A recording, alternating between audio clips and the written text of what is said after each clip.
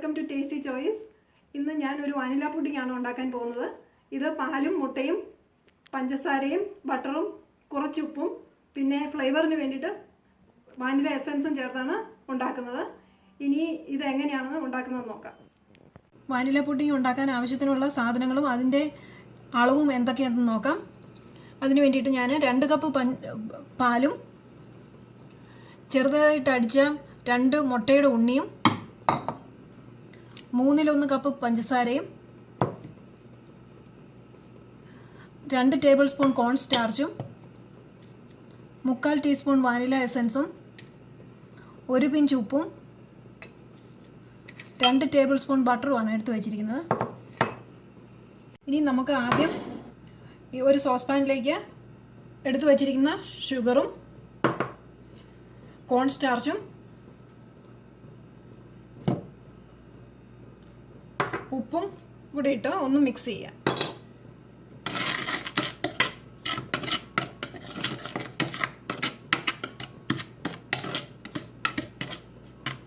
ഇനി ഇതിലേക്ക് ഈ പാല് ഗ്രാജുവലായിട്ട് ഒഴിച്ചു കൊടുക്കണം. ഇളക്കിക്കൊണ്ടിരിക്കുകയും ചെയ്യണം.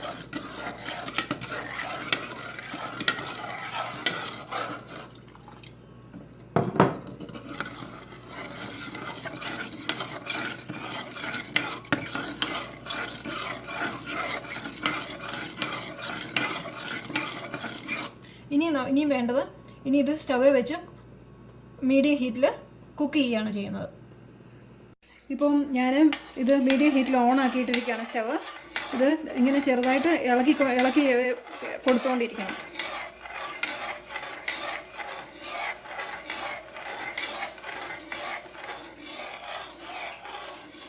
ഇത് ബോയിൽ ചെയ്തിട്ട് ഈ മിക്സ്ചർ തിക്കാവുന്നോടെ വരെ ഇതിങ്ങനെ ഇളക്കി കൊടുത്തുകൊണ്ടിരിക്കണം.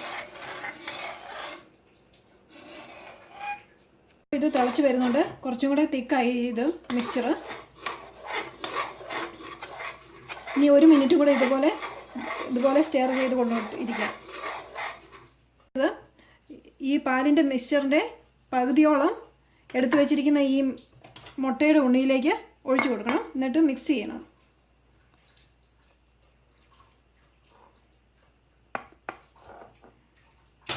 ഇത് സ്റ്റവ് ഒന്ന് കുറച്ച് നേരത്തേക്ക് ഓഫാക്കാം. എന്നിട്ടൊന്ന് ഇളക്കാം. ഈ മുട്ട ഇതും കൂടെ ഒന്ന് ഇളക്കി കൊടുക്കണം.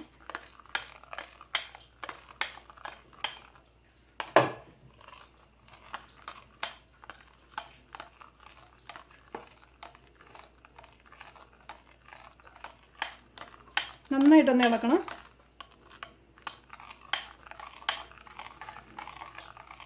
ഇനി ഇത് തിരിച്ച് പാലിൻ്റെ മറ്റേ മിക്സ്ചറിലേക്ക് ഒഴിക്കണം. ഇനി ഇത് സ്റ്റവ് ഓൺ ആക്കിയിട്ട് ഇനി 1 മിനിറ്റ് നേരത്തേക്ക് ബോയിൽ ചെയ്യുകയും സ്റ്റെയർ ചെയ്യുകയും ചെയ്യണം.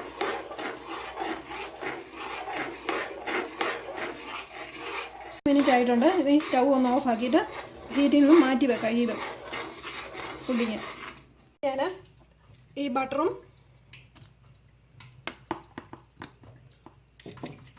ഈ എസൻസും കൂടെ ഞാൻ ഒഴിക്കാൻ പോകണം. ഒഴിച്ചിട്ട് നന്നായിട്ടൊന്ന് ഇളക്കണം.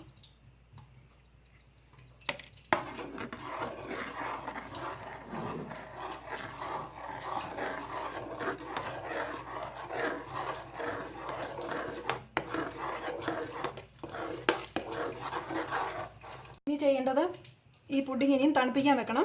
അതിന് വേണ്ടിയിട്ട് ഞാൻ ഈ ഡിഷുകളിലേക്ക് ഞാൻ ഒഴിച്ചു വെക്കാൻ പോകണം. എന്നിട്ടാണ് ഫ്രിഡ്ജിനകത്ത് വെക്കുന്നത്.